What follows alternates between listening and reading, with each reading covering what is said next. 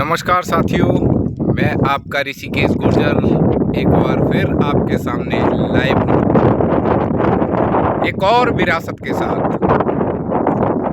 एक ऐसे राज्य की कहानी जिसका राजा बड़ा दृढ़ संकल्पित था, प्रजा और आम जन के प्रति समर्पित था।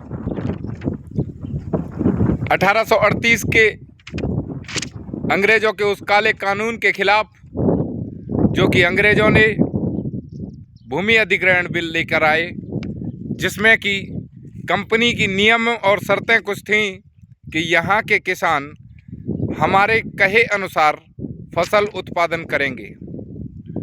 धीमे धीमे जब इस काले कानून का पता देश की आम जनता और रजवाड़ों को पता चला, तो यहाँ एक विद्रोह की चिंगारी उठने लगी।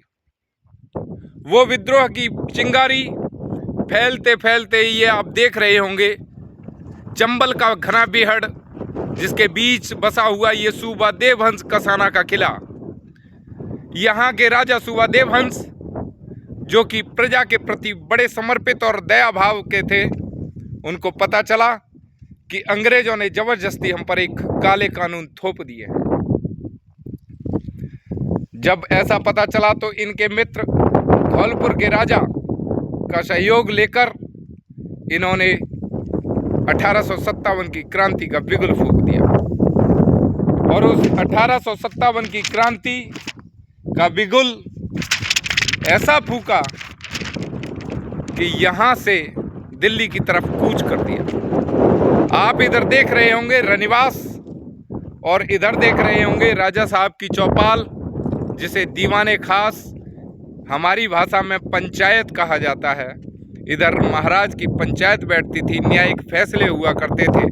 और इधर इस परकोटे के पीछे सामने आप देख रहे हैं रानी महल, और उधर चारों तरफ आप ऊंची ऊंची बुर्जों को देख रहे होंगे। साथियों, जब राजा सूबा देवहंस कसाना यहाँ से अपने लाव लश्कर के साथ चले, उस फौज के साथ जिस फौज के पास कोई भी अत्याधुनिक हथियार नहीं था, लाठी, डंडा, तोप, गोफिन, जो कुछ भी था उनके पास उसे लेकर चले। और अंग्रेजों के एक वफादार जमींदार जिसका नाम था हरिनारायण, उसने इन्हें रोकने की कोशिश की आगरा के पास, लेकिन हरिनारायण की मंशा पर उस वक्त पानी फिर गया जब सूबा देवहंस कसाना की उग्र फौज ने उसकी छावनी पर कब्जा कर लिया। 3000 बंदूकें और 2 स्टैंड गन अपने हाथे कब्जाई और 5 लाख रुपए की एक मोटी संपत्ति हरिनारायण से छीनकर क्रांति में आहुति दे दी। आखिरकार वही हुआ जो कि एक बागी का होता है। सूबा देवहंस कसाना की फौज, जो कि किसी भी कृत्रिम हथियार से परिचित नहीं थी, आखिरकार उसकी हार हुई और सूबा देवहंस कसाना जी को कैद कर लिया गया।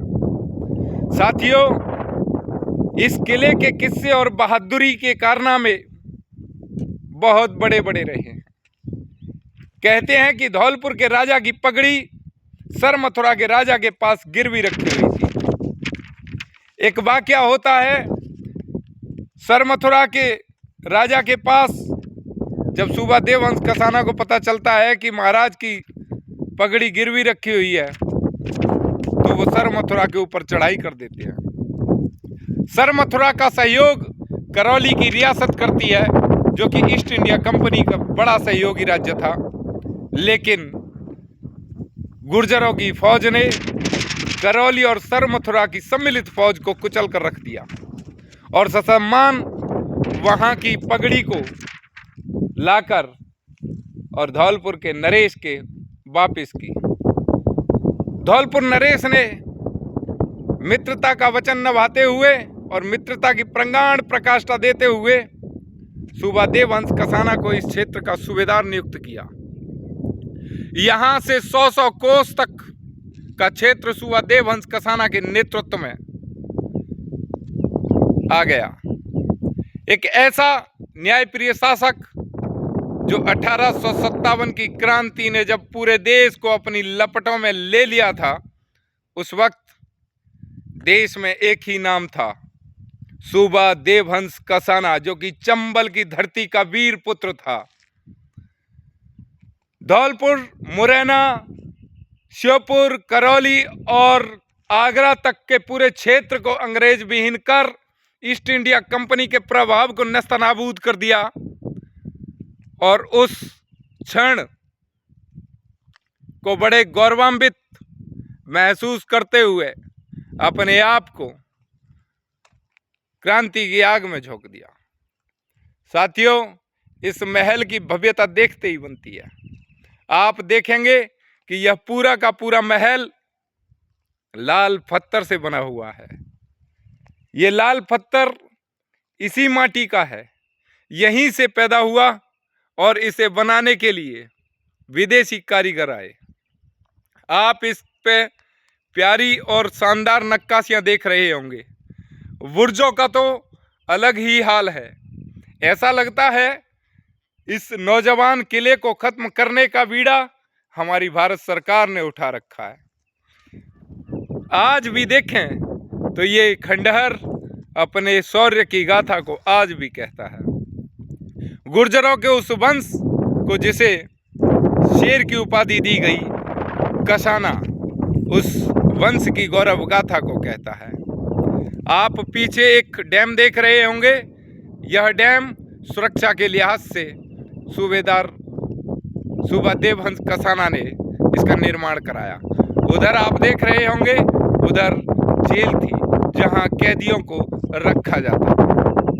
इधर आप देखेंगे दीवाने खास, वो चौपाल जहां पंचायती फैसले या न्यायिक फैसले हुआ करते थे। ये वो क्षेत्र जो कि रनिवास कहलाता है। आप सामने देख रहे होंगे बड़ा भव्य और सुंदर 3 मंजिला यह रानी महल। उसके पीछे ऊंची ऊंची 5 मंजिला बुर्जों को आप देख रहे होंगे।